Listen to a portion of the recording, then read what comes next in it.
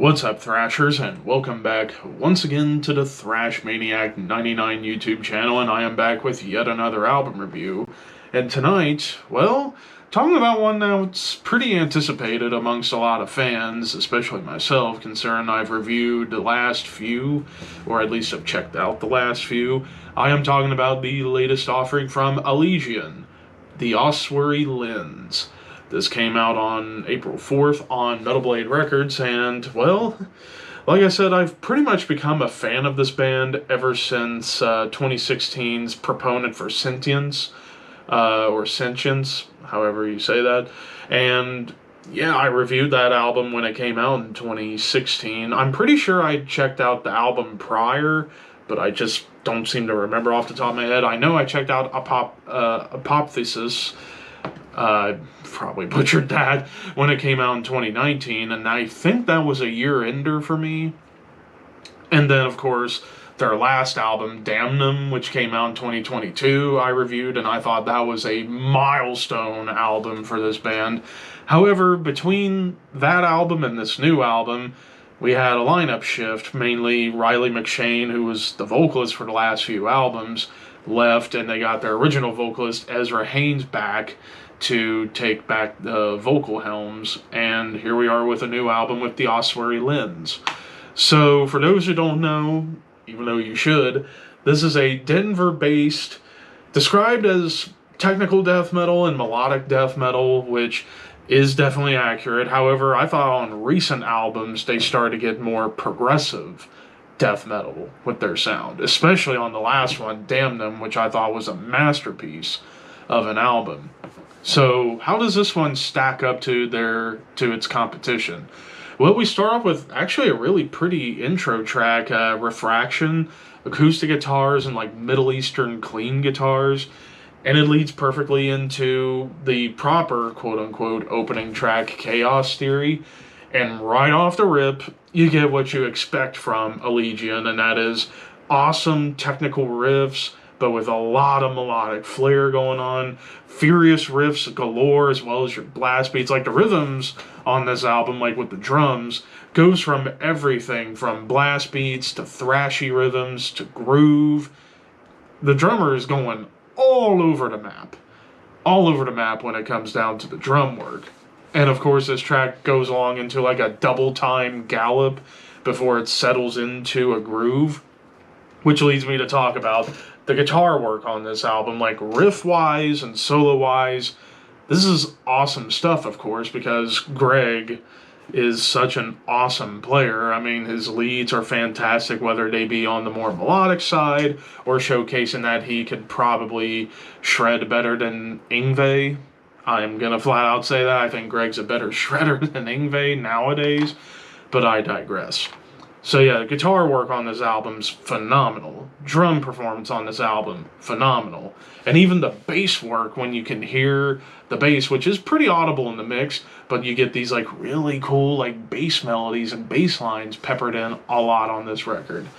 But then we get into maybe one of my favorite songs on the album, Driftwood. Starts off with these keyboards, and then it gets into wild drums and like melodic technical riffs. There's some tremolos. Like, there are tremolo riffs that get peppered in a lot of these songs, but they don't really appear as much. It's more just about the complex complex technical riffs that have melody laced through. But here you do get some, like, tremolos, and then, of course, it gets a little bit on the thrashier side of tech death, very similar to a band I would compare these guys to quite a bit, and that's Obscura. But then the chorus, probably, in my opinion, the best chorus on the album. It's huge. There's great clean vocals, which, if this is Ezra, and I'm pretty sure it is, he's got a solid clean vocal delivery. However, I will admit I prefer Riley's clean delivery more than Ezra, but that's just my preference. Not saying Ezra's bad. I think he's pretty damn good, but I was a bigger fan of Riley's vocals as a whole. But then we get into Dies Irae. Soaring tremolo melodies come in right out of the gate before you get right immediately into shredding guitars and blast beats, and then more of those thrashy rhythms that show up, and it gallops along very nicely. Like overall, it was one of the shorter songs on the album, like only a notch under 3.5 minutes, but packed so much into that song. Or actually, no, I think that was a little over the 3.5 minute mark. Then The Swarm, which is under 3.5 minutes, it's rather quirky. Like, I honestly thought this was one of the weirder songs on the album, mainly because the guitars, they just felt quirky as hell. Not in, like, the prog sense, but more just, like, it almost felt like I was in a three-ring circus when listening to some of these guitar parts, on top of, like, fast beats and blasts. But you do get more machine gun riffs. There's some little chugs here and there. But that was pretty much it for the first half, and then we get into the second half of the album where you get the longer, more dynamic songs.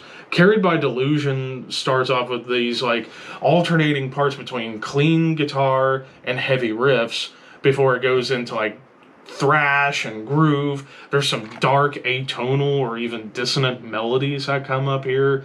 Of course, the bass lines that show up are rather sweet. And then Dark Matter Dynamics. This one was another one of the more longer songs. I think it was the second longest song of the album at a little over 6 minutes. Wild acoustic play. It almost felt like something Spanish, like Spanish acoustics, before it goes into soaring melodies and blast galore. There's a lot of like legato guitar parts on here, but it does get a little more chunkified as it goes along. And then, of course, when it comes to leads, like, you occasionally get some harmonized solos going on here, but especially here and the later song, Wake Circling Above, you get some, like, really cool, like, trade-offs with the leads and some harmonies here and there. And then, of course, with Dark Matter Dynamics, you get, like, an acoustic and bass melody. Then you get into Imperial, where more acoustic guitars, but they feel a little more Middle Eastern, and that carries perfectly into the distorted guitar playing that same line.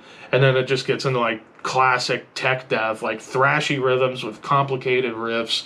Dissonant tremolos come up once again, and then Wake Circling Above, big atmosphere and guitars right out of the gate, and it feels very bright. Like, it comes out like the heavens have opened as the song progresses, even though you do get some, like, darker, clean guitars. And it, for the most part, grooves. Like, it doesn't really get super fast until the blasts and the tremolo melodies later on. The riffs get, again, more chunky. And this was the second song that had a clean vocal chorus. That was pretty well done. And then we get into the closer, Scythe, which is under 6 minutes. This song felt like the closest to the last album in the sense that it starts off a little bit more on the proggy side with clean guitars that felt very much like Opeth, and then even clean vocals on top of like dissonant, clean melodies coming along, and it was really well done. And then, of course, it goes right back into their trademark tech death style with wild drums and guitars, gallops and blast beats, and then you get like machine gun riffs on top of a groove, which I thought was really tastefully done. And then, of course, a ripping solo to bring it all to a close before it carries on the bridge, and then it does kind of cut off abruptly, which I was expecting here, like this big grand ending to the song, which we didn't get, which kind of felt like a bit of a punch in the gut, in my opinion. Because I think, yeah, like I said, the song just kind of ended abruptly, and it just didn't feel like it naturally progressed to the end.